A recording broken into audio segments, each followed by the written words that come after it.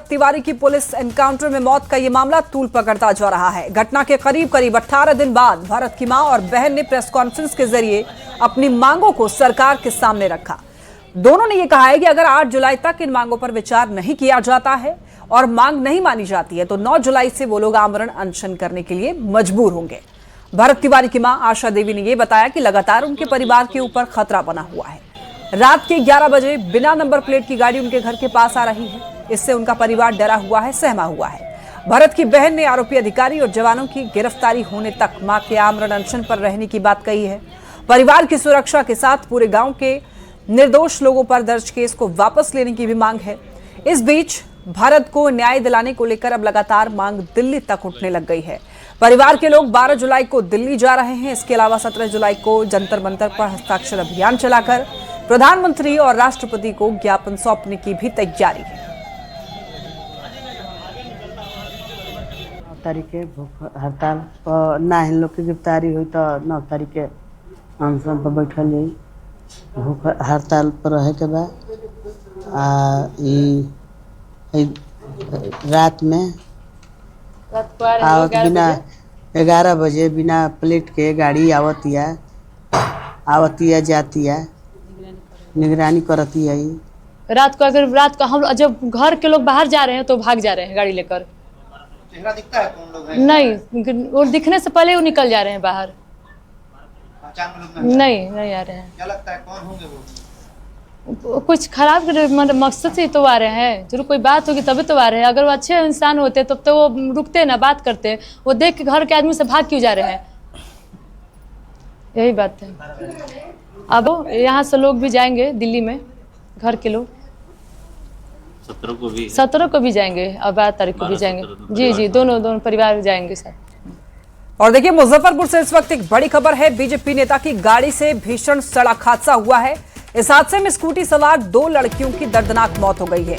ये हादसा इतना भीषण था कि कार के भी परखच्चे उड़ गए हैं। गाड़ी दूर झाड़ी में जा गिरी। घटना मुजफ्फरपुर के बोचहां थाना क्षेत्र के आदिगोपालपुर चौक के निकट की है। हादसे की शिकार दोनों लड़कियां बताया जा रहा है कि आदिगोपालपुर की ही रहने वाली थी और उनका नाम नेहा और निशु था।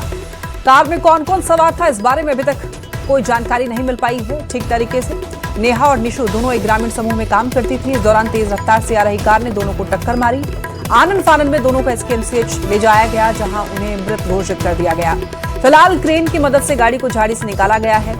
पुलिस भी जांच में जुटी हुई है और इस घटना के दौरान गाड़ी में कौन कौन मौजूद था, उनकी स्थिति क्या है, ये अभी साफ तौर पर पता नहीं चल पाया है, लेकिन फिलहाल जांच जारी है।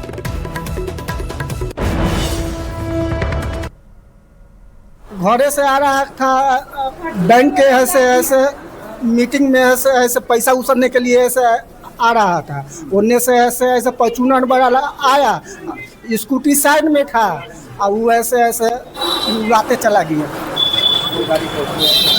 फॉर्च्यूनर गाड़ी है जी, पूर्णिया नंबर गाड़ी है। हेलो गाड़ी ऐसे पलटी मारा हुआ है जी, उसी जगह है।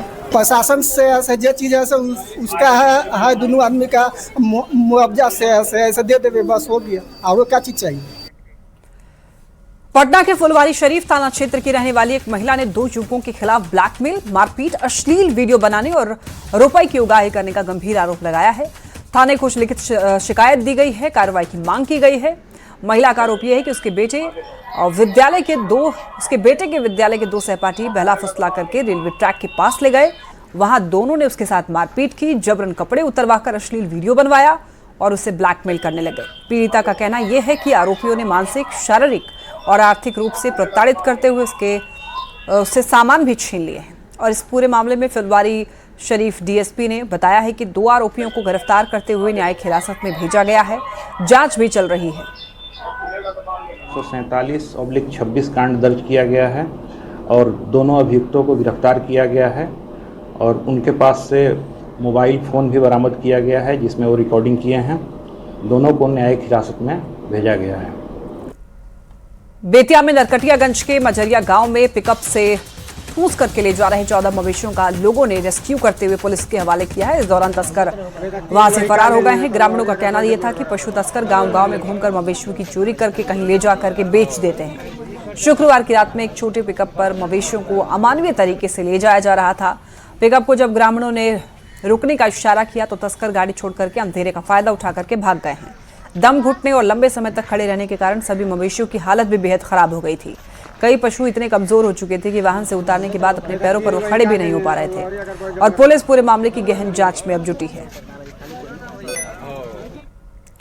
अररिया के बथनाहा में पुलिस ने हाई टेंशन बिजली तार चोरी कर उत्तर प्रदेश में बेचने वाले गिरोह का खुलासा किया है।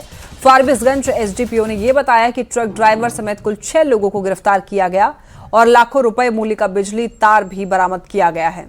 पुलिस को यह सूचना मिली थी कि बिलाही नहर साइफन के पास बिजली तार की चोरी की जा रही है। पुलिस ने छापेमारी करके 14 bundle 33 KV aluminium wolf conductor, 18 bundle VSL conductor, 19 bundle AB cable, 20 bundle PVC DTR cable के साथ में 6 आरोपियों को रंगे हाथ गिरफ्तार किया गया है। ये व्यक्ति की गिरफ्तारी हुई है। ये लोग क्या करते हैं कि बिजली के तार जहाँ जहाँ काम हो रहा है चोरी करते हैं, कहीं जमा करते हैं, उसको बाहर भेजते हैं। इसमें 6 व्यक्ति गिरफ्तार हुए, जिसमें 5 तो बथनाहा थाना के हैं, लेकिन एक जो ट्रक चालक है उत्तर प्रदेश का है, जौनपुर जिला का उत्तर प्रदेश का है। और उसमें 2 गाड़ियाँ हैं, एक मिनी ट्रक है, एक पिकअप है, जिसपे कि एल्युमिनियम बिजली का तार ले जा रहे थे। पटना से इस वक्त एक बड़ी खबर, बिहार में नीति आयोग की तर्ज पर अब बनेगा नया आयोग। मुख्यमंत्री सम्राट चौधरी ने इसकी घोषणा की है। विकास का लॉन्ग टर्म विजन बनाएगा आयोग। हर जिले के अलग बजट योजना बनाने पर जोर है। स्थानीय जरूरतों के अनुसार ये होगा, संसाधनों का इसका उपयोग होगा। योजना और विकास विभाग की समीक्षा में सीएम का ये फैसला। योजना के प्रभावी संचालन पर जोर रहेगा। योजना का लाभ लोगों तक पहुंचाएं, सीएम का ये कहना है। तो हर जिले की अलग बजट योजना पर जोर होगा। तो आपको बताते चले कि बिहार में नीति आयोग की तर्ज पर ही एक नया आयोग बनाया जाएगा। मुख्यमंत्री सम्राट चौधरी ने इसकी घोषणा की है। विकास का लॉन्ग टर्म विजन बनाएगा आयोग। बिहार की सियासत में हमेशा से सत्ता और विपक्ष का केंद्र रहा 10 सर्कुलर रोड आवास एक बार फिर सुर्खियों में है। लगभग 20 वर्षों तक लालू राबड़ी परिवार का आशियाना रहा ये बंगला अब पूरी तरीके से खाली हो चुका है। सम्राट चौधरी मंत्रिमंडल में पशुपालन मंत्री बने। नंदकिशोर राम अब इस वीवीआईपी बंगले में रहने की तैयारी कर रहे हैं। तो शुरुआत में लालू परिवार द्वारा बंगला खाली करने में हो रही देरी पर मंत्री नंदकिशोर राम ने आपत्ति जताई थी, लेकिन अब बंगला खाली होने के बाद वो इसमें शिफ्ट होने को लेकर काफी उत्साहित हैं। तो इस पूरे मामले पर राजनीति गरमाई हुई है। राष्ट्रीय जनता दल बंगले को लेकर हुई इस सियासत से बेहद नाराज भी है और उसने सरकार पर चुटीले अंदाज में निशाना साधा है। दूसरी तरफ जनता दल यूनाइटेड ने मंत्री नंदकिशोर राम को बधाई दी है। जेडीयू इस बहाने दलित समाज को एक बड़ा राजनीतिक संदेश देने की कोशिश कर रही है, क्योंकि नंदकिशोर राम इसी समाज से आते हैं। सरकार ने खाली करवा दिया है। मुझे चाबी भी उपलब्ध हो गया होगा कल मेरे पीएस को, और फिर जो पार्टी के कार्यक्रमों से मुझे फुर्सत मिलेगा हम जाके देखेंगे, उसमें सुधार होगा। प्रस्ताव हुई कि आप जानबूझ के खाली कराए। राष्ट्रीय जनता दल वो पार्टी नहीं है भारतीय जनता पार्टी जैसा कि चोटी बंगड़ी उखाड़ करके लेकर चल जाता है। जो लोग लाइट और पंखा भी ले जाते हैं भाजपा के लोग, वो स्थिति इधर नहीं है। हम मीडिया ट्रायल जानते थे कि होने वाला था, इसलिए हम पहले ही से अलर्ट मोड में थे। चाहे वो बिजली विभाग का हो, पानी का हो, एक एक चीजों की वस्तुस्थिति का अवलोकन करा कर करके हमने हैंड ओवर कर दिया। देखिए, जो 10 सर्कुलर वर्षों से एक राजनीतिक सामंत का खल और कुचक्र का केंद्र हुआ करता था, अब वह दलित समाज से आने वाले एक मंत्री को आवंटित किया गया है। लेकिन यह केवल स्थान का परिवर्तन मात्र नहीं है, बल्कि यह परिवारवाद से आगे बढ़कर बिहार में समावेशी विकास का एक महत्वपूर्ण चरण है, क्योंकि अब यहां से बिहार में दलित चेतना, वंचितों और गरीबों के सशक्तिकरण की नई आवाज गूंजेगी। राम मंदिर और केदारनाथ दान से जुड़े कथित विवादों को लेकर सियासत तेज हो गई है। इस मुद्दे पर बीजेपी सांसद विवेक ठाकुर ने यह कहा है कि पूरे मामले की गहराई से जांच होनी चाहिए और जो भी दोषी पाए जाए उनके खिलाफ सख्त कार्रवाई की जानी चाहिए। सांसद ने आरएसएस के दत्तात्रेय पुजवाले के बयान का समर्थन करते हुए कहा है कि राम मंदिर जैसे आस्था के विषय पर राजनीति करना निंदनीय है। उन्होंने विपक्ष पर निशाना साधा और ये कहा कि कुछ लोग इस संवेदनशील मुद्दे को राजनीतिक लाभ के लिए इस्तेमाल कर रहे हैं, जो गलत है। जांच बहुत तेजी से चल रहा है, स्थिति जल्दी ही स्पष्ट हो जाएगी।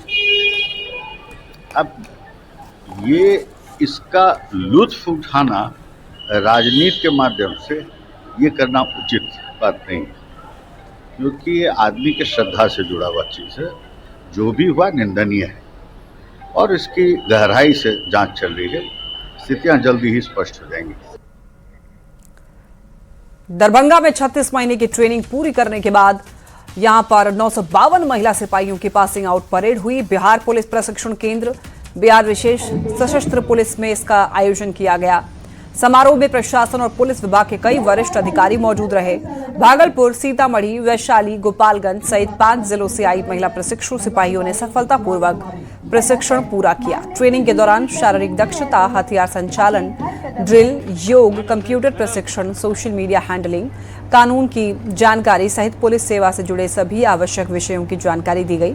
पासिंग आउट परेड के साथ ही अब सभी महिला सिपाही अपने अपने जिलों में योगदान देकर बिहार पुलिस का हिस्सा बनेंगी और कानून व्यवस्था बनाए रखने के साथ आमजन की सुरक्षा एवं सेवा की जिम्मेदारी निभाएंगी। हुए हैं और अपने जिला बल में जाके अभी सेवा देंगे। मैं सभी सिपाही जो आज 65 हुए उनको मैं शुभकामनाएं बधाई देता हूं, उनके आवेदन को भी बधाई देता हूं। और साथ ही साथ जो प्रशिक्षक रहे हैं इन लोगों के, जिन्होंने उनको ट्रेन किया है पूरे 36 महीने और काफ़ी मेहनत की है, उनको मैं विशेष रूप से धन्यवाद देता हूँ। पद पे आगे बढ़ेंगे और जो योगदान देंगे सभी अपना अपने जिला में, वैशाली, भागलपुर और समस्तीपुर, सीतामढ़ी जिला में, वहाँ बहुत सारे चुनौतियाँ रहेंगे। आज के जो डिजिटल युग है, सोशल मीडिया प्लेटफॉर्म है और पब्लिक भी अवेयर हो चुके हैं, कानून के बारे में बहुत जागरूक है और उसमें जो चुनौतियाँ रहेंगे, इनको सारा चीज़ का जो प्रशिक्षण दिया गया है। यह महिला सशक्तिकरण का प्रतीक है बिहार में। और आज तक जिस तरह से महिलाएं घर से बाहर निकल रही हैं, तो उनके सुरक्षा के लिए महिला पुलिसकर्मियों की जरूरत महसूस की जा रही थी और इसी दिशा में यह सरकार का एक सराहनीय कदम है। बहुत मुश्किल था लेकिन कोशिश करते करते कर लिए। बहुत हार्ड लगता था शुरू में आए थे तो, लेकिन अब कर लिए तो अच्छा लग रहा है। कितना संघर्ष रहा जब आप तैयारी कर रहे थे? तो तैयारी में तो बहुत संघर्ष रहा, लेकिन जो कहता है ना कि कोई मतलब कि संघर्ष कितना भी रहे, जो कोशिश करता है उसका हार नहीं होता है, जीत हो जाती है। बिहार सरकार के पथ निर्माण मंत्री इंजीनियर शैलेंद्र ने मंत्री बनने के बाद अपने कामकाज का 1 महीने का रिपोर्ट कार्ड जारी किया है। उन्होंने ये बताया कि पद संभालने के बाद विभाग में क्या क्या काम किए गए और आने वाले समय में कौन कौन सी योजनाओं पर काम होगा। मंत्री ने ये कहा है कि पटना के बाहर करीब 150 किलोमीटर से अधिक लंबी रिंग रोड बनाई जाएगी, जिससे राजधानी की तस्वीर बदलने और यातायात व्यवस्था बेहतर होने की उम्मीद है। पथ निर्माण मंत्री से खास बात की है न्यूज 18 संवाददाता आनंद अमितराज ने। इस वक्त हमारे साथ मौजूद हैं बिहार के पथ निर्माण मंत्री इंजीनियर शैलेंद्र सर। आपकी सरकार 100 दिन पूरे होने पर एक बड़ी तैयारी कर रही है, जिसमें पीएम से लेकर गृह मंत्री तक के आने की संभावना है, लेकिन उसके पहले 1 महीने का रिपोर्ट कार्ड लेकर आप बैठे हुए हैं। इसकी वजह क्या पड़ी कि आपको 1 महीने का रिपोर्ट कार्ड बनाना पड़ा? जो इस वक्त मेरे हाथ में, हम अपने दर्शकों को तस्वीर भी दिखा रहे हैं कि संभवतः बिहार के पहले ऐसे मंत्री हैं सम्राट चौधरी की सरकार में जिन्होंने अपने 1 महीने के कार्यकाल का पूरा रिपोर्ट कार्ड जारी किया है। जनता पार्टी के कार्यकर्ता हूँ मैं, और भारतीय जनता पार्टी कार्यकर्ताओं की पार्टी है। और शुरू से ही, फर्स्ट डे से ही जब हम लोग पार्टी में आए तो कैसे काम किया जाता है, कैसे सिस्टम डेवलप किया जाता है, वो सब मैंने सीखा है शुरू से ही, 25 साल से। तो दायित्व मिला है, बड़ा दायित्व मिला है। 25 साल पार्टी में काम किया और उसी निमित्त जब मैंने पदभार ग्रहण किया तो मैंने पहले ही सोचा था कि पर डे जो मैं काम करूँगा वो सरकार और संगठन दोनों को मैं दूंगा कि मैंने क्या काम किया है। और आप देख रहे हैं अभी दोनों, एक सरकार का और एक संगठन का, दोनों है। ये संगठन का है, ये आप देख लीजिए। आने वाले 1 साल के बाद पथ निर्माण विभाग को हम कहाँ देख रहे हैं? देखिए, आपको पहले भी मैंने कहा कि 2005 के पहले सड़कें नहीं थी। नीतीश जी जब मुख्यमंत्री बने तो सड़कों का जाल बिछाए। 20 साल में बिहार कहाँ से कहाँ चला गया। फिर यशस्वी मुख्यमंत्री सम्राट जी बने हैं। आने वाले 5 साल में हम लोग जो अन्य राज्यों में, चाहे उसको तमिलनाडु कहिए, गुजरात कहिए, महाराष्ट्र कहिए, उससे भी हम आगे बढ़ेंगे। तो ये था हमारे साथ बिहार के पथ निर्माण मंत्री engineer Shailendra Anand Amritraj, news 18 network, Patna. Bihar museum में भोजपुरी कला पेंटिंग की प्रदर्शनी लगाई गई है और अभी तक सबसे ज्यादा मिथिला पेंटिंग को लोग जानते हैं, लेकिन अब भोजपुरी कला पेंटिंग को भी लोग पहचानेंगे। भोजपुरी कला की पीढ़िया पेंटिंग को जीआई टैग भी मिल चुका है। बावजूद इसके बारे में बहुत कम लोग जानते हैं, तो ऐसे में इसकी ख्याति बढ़े और लोग इसे जाने पहचाने, यही इसका मकसद है। और इस बारे में अधिक जानकारी दे रही हैं न्यूज 18 संवाददाता विनीता मिश्रा। बिहार में सिर्फ मधुबनी पेंटिंग नहीं होती, बल्कि कई और ऐसी पेंटिंग्स है जो काफी पॉपुलर है। हालांकि मधुबनी पेंटिंग का एक अलग स्थान देश विदेश में बन चुका है, लेकिन एक ऐसी ही पेंटिंग की प्रदर्शनी बिहार म्यूजियम में लगी है जिसका नाम है भोजपुरी कला प्रदर्शनी। और यहाँ देख सकते हैं ये तमाम जो पेंटिंग्स है भोजपुरी कला प्रदर्शनी के तहत यहाँ लगाई गई है। और भोजपुरी कला की अगर हम बात करें तो यहाँ पर चौक पूर्णा, पिरिया और कोहबर, 3 प्रमुख जो पेंटिंग्स है वो काफी अपने आप में जानी जाती है, जिसमें पिरिया को अभी हाल ही के दिनों में जीआई टैग भी प्राप्त हुआ है। और उसके मद्देनजर अब भोजपुरी कला भी देश दुनिया में अपना नाम बनाए, उसके मद्देनजर ये प्रदर्शनी यहाँ लगाई गई है। और म्यूजियम के अपर निदेशक हमारे साथ हैं। सर, मिथिला पेंटिंग देश दुनिया में अपना नाम बना चुकी है और अब भोजपुरी कला को भी आप लोग काफी प्रोत्साहित कर रहे हैं। जी हाँ, एक चीन में एक कहावत है कि सफलता के 1000 पिता होते हैं, असफलता अनाथ होती है। मिथिला पेंटिंग के प्रोमोटर सैकड़ों की संख्या में हैं, जिसके फलस्वरूप मिथिला पेंटिंग आज इस स्तर पर पहुंची है। बिहार का एक बहुत बड़ा भूभाग भोजपुरी इलाका है। दुनिया भर में भोजपुर के लोग फैले हुए हैं, उनकी भी एक संस्कृति है, उनकी भी पेंटिंग है। भोजपुरी पेंटिंग में चौक पूर्णा, जिसको अरिपन कहते हैं, कोहबर और पिरिया है। अभी पिछले माह ही पिरिया को, भोजपुरी पेंटिंग की पिरिया को जीआई टैग मिल चुका है। तो आम लोगों को, बिहार के लोगों को, देश दुनिया के लोगों को भोजपुरी पेंटिंग से परिचित कराने के लिए हम लोगों ने यह प्रदर्शनी लगाई है। जीआई टैग मिल चुका है, लेकिन कहीं ना कहीं ये प्रदर्शनी लोग समझ नहीं पा रहे हैं। भोजपुरी कला विलुप्त हो रही थी, लेकिन इसे एक बार फिर से बिहार म्यूजियम जीवित करता हुआ नजर आ रहा है। जीआई टैग पिछले ही महीने मिला है और अब भोजपुरी कला को भी एक स्थान मिले, उसका एक नाम हो, उसके मद्देनजर बिहार म्यूजियम में बड़ी प्रदर्शनी लगाई गई है। उद्देश्य यही है कि भोजपुरी कला का भी मिथिला पेंटिंग की तरह एक स्थान प्राप्त हो सके। विनीता मिश्रा, न्यूज 18, पटना। वैशाली से इस वक्त एक बड़ी खबर मिल रही है। भारी मात्रा में कोडीन युक्त कफ सिरप बरामद किया गया है। पुलिस ने 4972 लीटर कफ सिरप जब्त किया है। सीतामढ़ी का एक तस्कर गिरफ्तार हुआ है। 2 अन्य संदिग्ध पुलिस को चकमा देकर के फरार हो गया है। घर में छिपा करके रखा गया था कफ सिरप का जखीरा। औद्योगिक थाना क्षेत्र के सुल्तानपुर के पास कार्रवाई हुई है। फरार आरोपियों की तलाश में पुलिस जुटी हुई है। तो सीतामढ़ी का एक तस्कर बताया जा रहा है गिरफ्तार हुआ है। 2 संदिग्ध पुलिस को चकमा देकर के फरार हो गए। और यहाँ